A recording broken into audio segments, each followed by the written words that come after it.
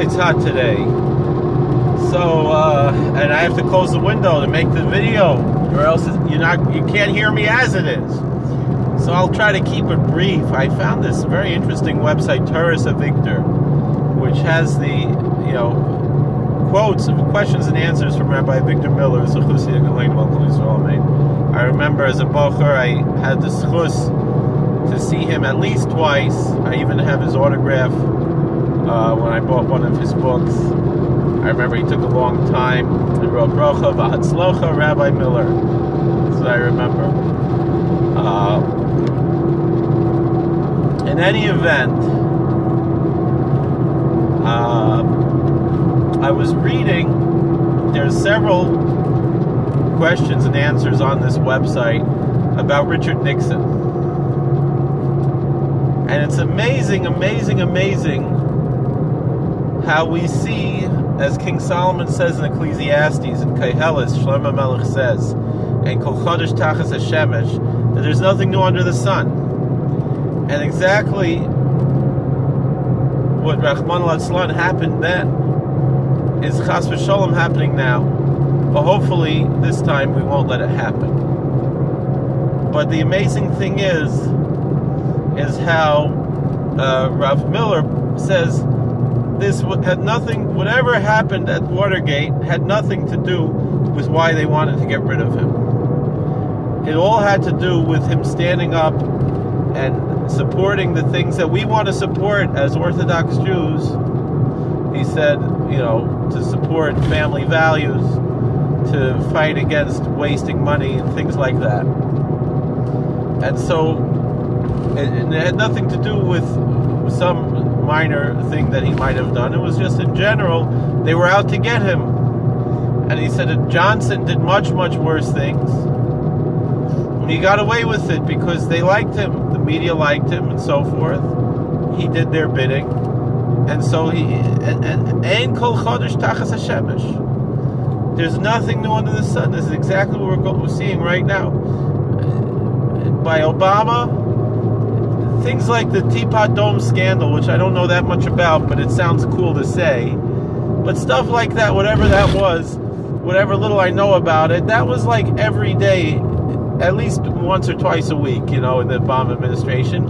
But he got away with it. He had the chutzpah to say that he had an administration with no scandals when the whole administration was a scandal.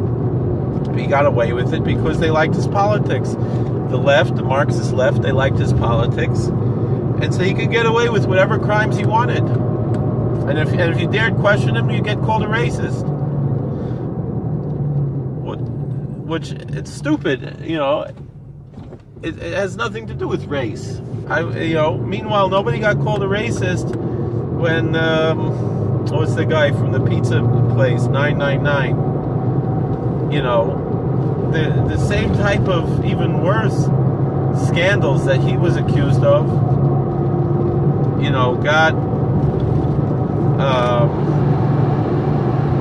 Obama was accused of as well. The guy who accused Obama of it he passed a lie detector test, and Obama got away with it. And I don't remember his name now. Herman Cain. Ran away like a little. He was. The media pressured him a little bit. Trump, they tried to do the same thing, and he holds his ground. He doesn't let them get him. So Rabbi Miller said that in the time of Nixon, he said it's the job of every pious Jew to write a letter to Richard Nixon and say, we're on your side. And I would say it's the same thing right now.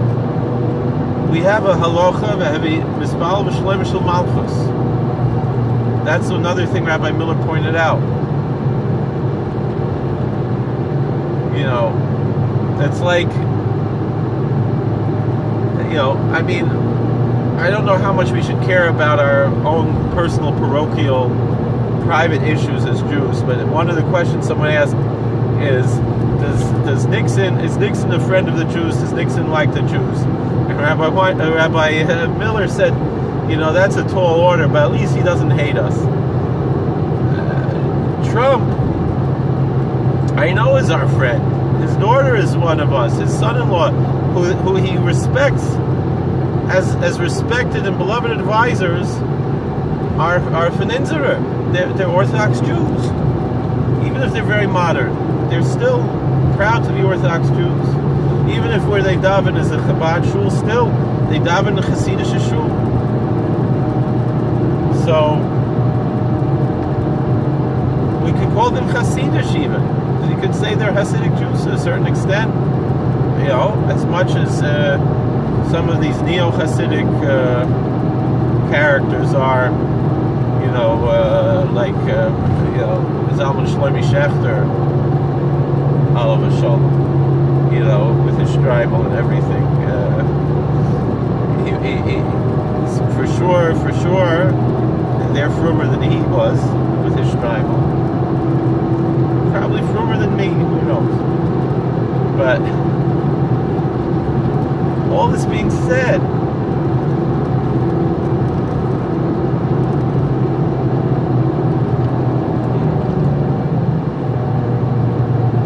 bucket velvet. The antlers were still velvet. All this being said, what does it mean heavy mispal b'shlem shel malchus? You know, I prayed for the peace of Barack Obama too, as much as I disagreed with his policies. It's our obligation as Jews to pray for our government, and our government as Americans is the American government, not the Israeli government. Israel has zero to do with us. The only care that we have to have about Eretz Yisrael is that there are unfortunately millions of Jews living there in a Malkum Sakana, in a dangerous situation, and we have to pray that they should be safe. And really, we should pray that they should come here to America and not be under the influence of such a dangerous situation where they are.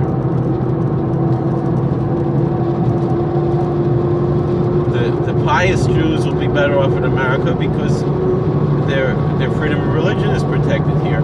And the impious Jews in the Holy Land tend to find more piety once they leave that bubble of living in Eretz Yisrael. And when that happens, then like it says in the Chumash, then the land will be able to rest and be fulfilled for the sabbatical years that are being desecrated now because of Jews desecrating the land by living there and not keeping the sabbatical laws, even though the pious Jews are trying their best to keep it. Who knows if they're keeping it totally? It's very, very difficult. I remember I was there Shemitah here. It's a very difficult thing to do, to keep Shemitah properly. And even in Chutz La'aretz, we sometimes find michsholim. We sometimes find that we have problems with the Shemitah because of imports from the Holy Land. It was a very serious sin because the fruit has Kedusha Shviyas. It has the holiness of the sabbatical year. It's not supposed to come back here. It's supposed to stay there in the Holy Land because it's holy. And really, every year we have to have a certain chashash for that, especially with this roigim that stay from one year to the next. An Esrog could be there for 7 years on the tree. So it's very, very difficult to allow Jews to be in Eretz Yisrael al pi halacha. It's certainly holding back Mashiach from coming. Although the truth of the matter is, we should be normal and not be worried, thinking about eschatology every day. We should just try to live our lives in a normal way, and then when the time comes, the time comes. You know, it's very unhealthy to be obsessed with eschatology. It doesn't breed a normal, healthy spirituality, living like that. For many tradition,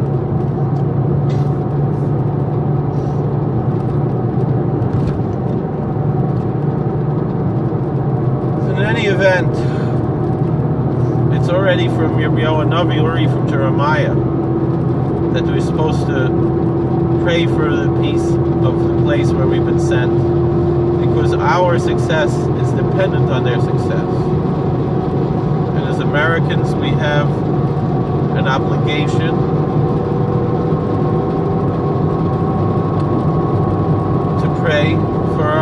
government, for our American government.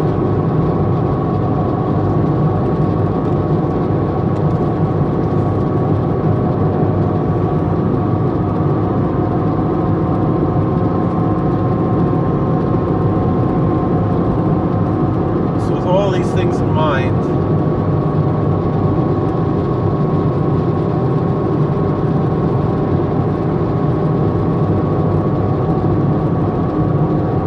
let's make sure that we are praying for our government, praying for our president. He is our president, even if we don't like everything he does. But to tell you the truth, he's doing a wonderful job. It sickens me to hear this on the radio yesterday. I mean, I was fasting, but I couldn't believe what the chutzpah, this Alan Shartok, and other people do it too, to compare our great president to Hitler, to the Nazis. Are they out of their mind? The president, his daughter is Jewish. How can you call him a Nazi? That's crazy. That's ridiculous.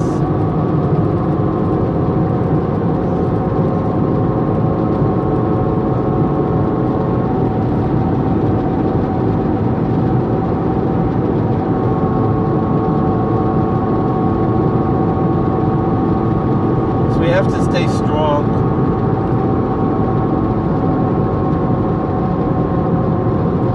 And we have to pray for the peace of the government. Because through their success comes our success. And if not for the fear of the government, people will swallow each other alive. Time and time again, we have to think of the story of Rabbi Chanina Skana Kaihanim. I don't know, every time I hear the name Rabbi Chanina Skana Kaihanim, I light up. I feel a very strong spiritual connection to Rabbi Chanina Skana Kaihanim. You know, I was reading Rabbi Miller was saying how much we have to love the Shas. The sweetness, you know, we have to feel excitement when we hear the names of Abaya and Rav Papa, Rabbi Akiva and Hillel Shammai. We should be filled with joy and love and excitement when we hear about these great men. And I would add to that there is an inyan to find through your learning that there might be certain tzaddikim that you personally, certain tanoim and amaroyim, that there's just something about them that excites you, that you feel a connection to them. The same thing with the other tzaddikim, with the Rishonim, with the Achronim. Sometimes it might have to do with that they're your ancestor.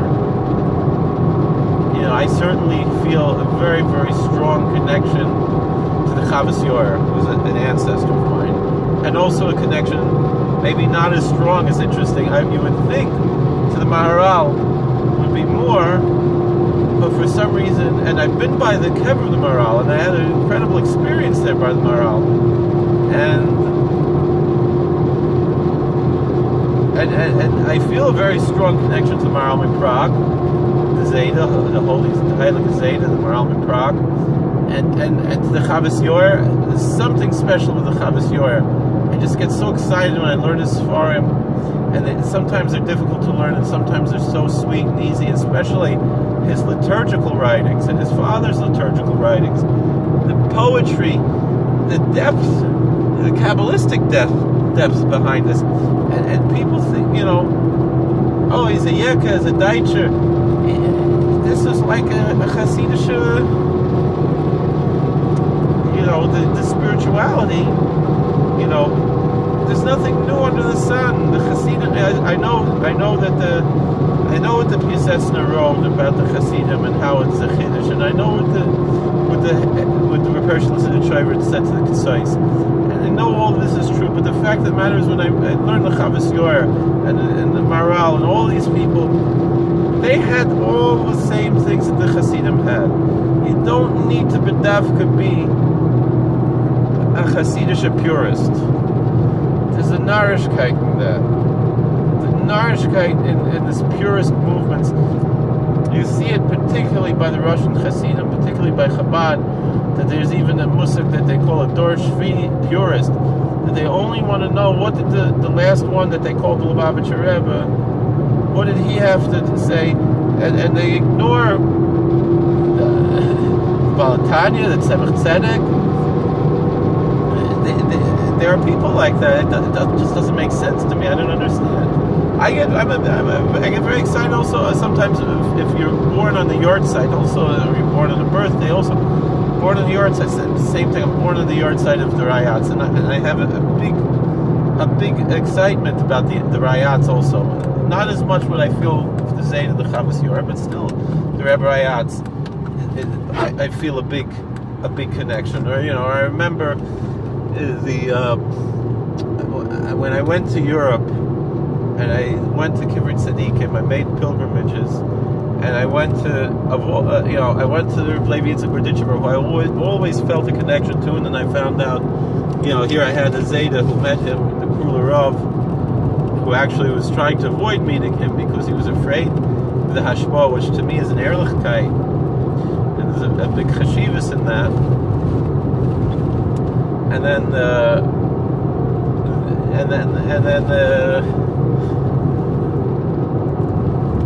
For some reason, Reb Pinchas Koritzer, when I was there by his kever, I felt what I didn't feel by the Baal Shem Tov, which I didn't feel by Reb Nachman Breslover, which I didn't feel by the Toldos, and I didn't feel by the Kedushas Levi.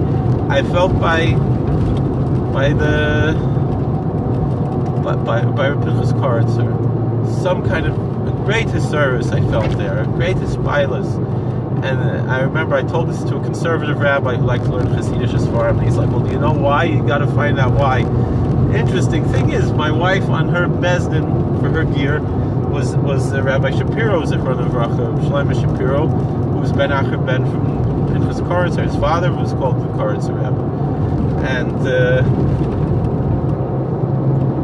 And then I had one of my daughters is born on the yard side of Pinchas Koritzer. So something is shaykhs, so I have to be Pinchas Koritzer. I don't know what it is, but But again, so Rabbi Chanina Skana Kehanim also, I feel such a service by Rabbi Chanina Skana Kehanim, especially now around the 4th of July. I like to talk about Rabbi Chanina Skana Kehanim. I feel it's a big Indian. I have a video you'll see from last year. Look it up, where I spoke at a hotel about is the 4th of July a Jewish holiday, and I spoke about Rabbi Chanina Skana Kehanim, the chashivas of Rabbi Chanina Skana Kehanim, and so let's think again and again about the story of Rabbi Chanina Skana Kehanim. Here was a man who was persecuted by the Roman government. He was deprived of his proper position. We all know. I've told this story many times, but it's worthwhile. Maybe some people didn't know. We might have some of our viewers might be Christians, and they might get confused when they read in their Bible about the high priest Caiaphas, and they think the high priest of the Jews, this must be some very lofty position to be a high priest. And yet, we know the truth that yes, the position is a lofty position, but unfortunately during the Roman occupation, the Romans appointed the high priests instead of the rabbis. And that's really why the rabbinate grew as a laity. We know the story of Shemayin of Talion, also Gemara and Yuma. Shemayin of Talion were either Gerim themselves or B'nai Gerim, and when there was a Kohen Gadol, they don't mention his name. People were walking him home after somehow he managed to survive Yom Kippur, which is a miracle. And I have more things to say about that, but I'm almost home now. I can't just sit and talk on the phone. So,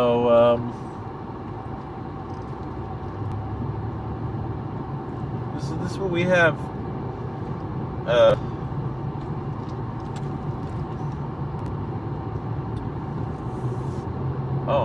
My wife isn't even home. I gotta go get something from the house, and then let's pause this, and then we'll come back, right? So anyway, they were following the Kohen Gadol, whoever he was, and then the people started following him. The Shemayin of Talion, these two rabbis, the greatest rabbis of their generation, who were Gerim or B'nai Gerim, they descend from Sennacherib. And the Kohen Gadol, the high priest, was very rude to them. He said, "Oh, peace unto you, children of Gentiles, B'nai Amim." And their answer was, "Better us, who are the children of Gentiles, but we act like Aaron, the high priest, than you, a son of Aaron, who doesn't act like Aaron." So, and unfortunately, that's what happened time and time again. They had these corrupt high priests that were appointed by the Roman government. And so Caiaphas was not a good guy. He was a wicked, evil man. For him to do what he did, it doesn't matter what Jew we're talking about. No matter what we think about Jesus, it was a sin what Caiaphas did to him to hand him over to the Romans.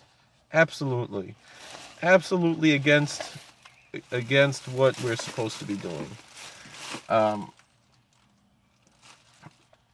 So too, in the times of the high priests, and we'll tell the story of Rabbi Chanina Skana Kahan when I come back. So let's pause this, and then let me go I have things I have to bring to the mikveh. So I want to finish with the story of Rabbi Chanina Skana Kohanim.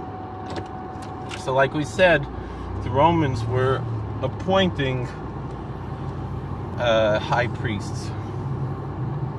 And so these were corrupt people. They were not our holy men. They were just people that usually they were heretics. Usually they were from the Sadducee party. And they and the same thing, like I said, we'll put that aside. The Christian Bible says something about being judged by the Sanhedrin. The priests had their own Sanhedrin, the Sanhedrin's court in Greek. So the priests had their own Sadducee Sanhedrin, which was separate from the, for lack of a better term, Pharisee Sanhedrin, which is not really accurate, this term Pharisee. But anyway, Rabbi Chanina Skana Kohanim was a Voiler Erlechid. He was a very pious, holy man, and a great scholar, one of the most brilliant scholars we ever had. If you read his, what kind of depth to his knowledge, and the complexity of the things that he discussed, and yet he was persecuted by the Roman government. He was denied his proper place to be the high priest. Every year, the high priest would go into the Holy of Holies and die, and Rabbi Chanina had to finish the job. And instead of him he was the vice high priests. A vice president usually if he has to cover for the president, and then the president's out of a job, the vice president, he gets the job. So you would think the same thing, a vice high priest. And yet every year the Romans would appoint a new high priest, because they knew that he was pious, he was saintly, and he was not a sellout. And for that reason, Rabbi Chanina never got the job he was supposed to have to be the high priest, and yet he said, pray for the peace of the government, because if it was not for the fear of the government, people would swallow each other alive. So let's keep this in mind, that even if we don't like the government, we always have to pray for the government. And so this is Musar to. I know there are Orthodox Jews who, for whatever reason, which I can never understand, don't like Donald Trump. And I respect people can have their own political views. But despite that, I personally, he's not my first choice, but I think he's doing a wonderful job. Afal Pichein, we have to pray for him. This is the chutzpah of Shmuley Yanklowitz in look at what I got here, the Three Stooges cup and the Bowery Boys cups. Look at that. Look at these. This we got the Stoogium, and these we got Monster Bash. And people, you see it's backwards. Everyone's wondering, am I in England? I'm driving back, on the left side or whatever, or the right side. So anyway, we have to pray. It's interesting. Rabbi Miller said that probably Nixon was one of our greatest presidents. You know that? Rabbi Avigdor Miller said that. That was before Reagan. Obviously, Reagan was much better.